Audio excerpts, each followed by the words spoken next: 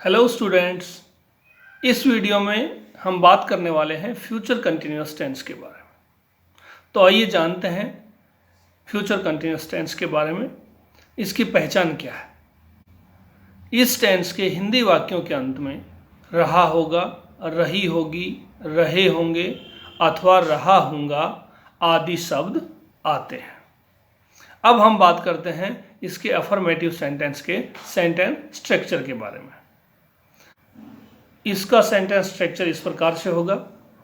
सबसे पहले subject plus में शैल या will plus be plus verb की first form plus ING plus object.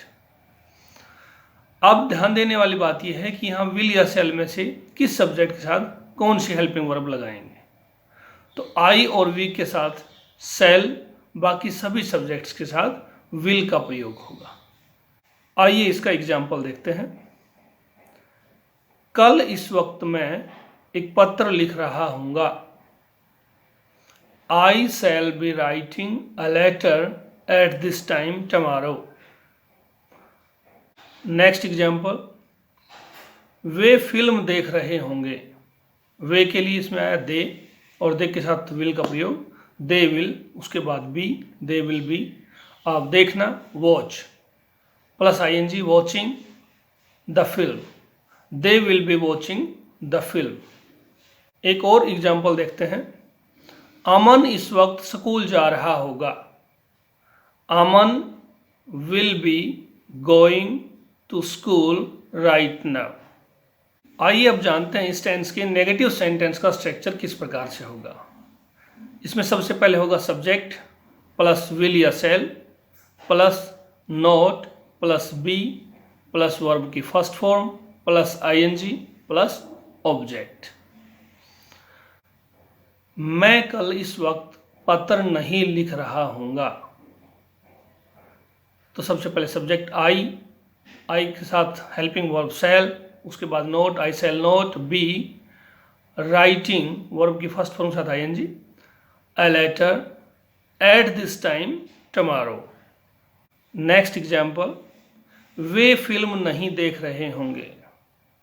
They will not be watching the film. एक और एग्जाम्पल लेते हैं। अमन इस वक्त स्कूल नहीं जा रहा होगा। Aman will not be going to school right now. आइए अब बात करते हैं फ्यूचर कंटिन्यूअस टेंस के इंट्रोगेटिव सेंटेंसेस के स्ट्रक्चर के बारे में। इसमें सबसे पहले हेल्पिंग वर्ब शैल या विल, उसके बाद सब्जेक्ट के बाद बी, उसके बाद वर्ब की फर्स्ट फॉर्म प्लस आईएनजी और उसके बाद ऑब्जेक्ट और उसके बाद साइन ऑफ इंट्रोगेशन। आइए इसका उदाहरण देखते हैं। क्या वे इस समय फुटबॉल खेल रहे होंगे। Will they be playing football right now. एक और एग्जाम्पल लेते हैं।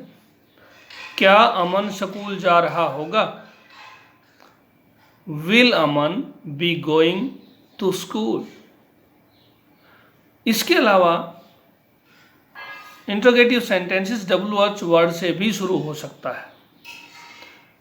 आइए इसका एक उदाहरण देखते हैं। वे इस वक्त फिल्म कहाँ देख रहे होंगे। सबसे पहले कहाँ के लिए शब्द आएगा वेयर।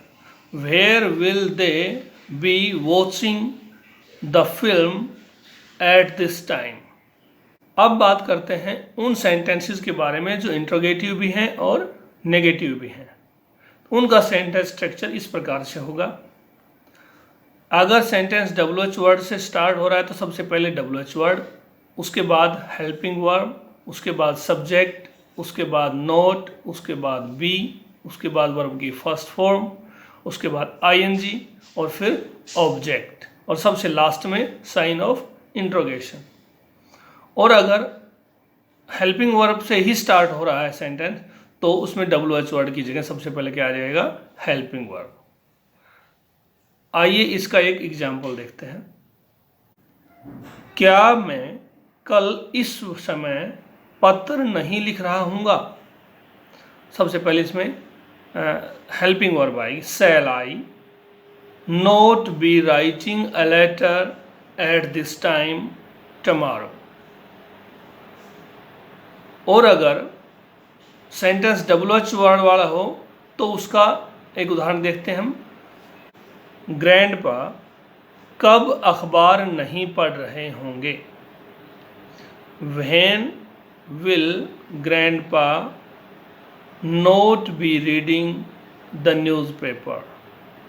प्यारे बच्चों, अभी आपने जाना फ्यूचर कंटिन्यूअस टेंस के बारे में।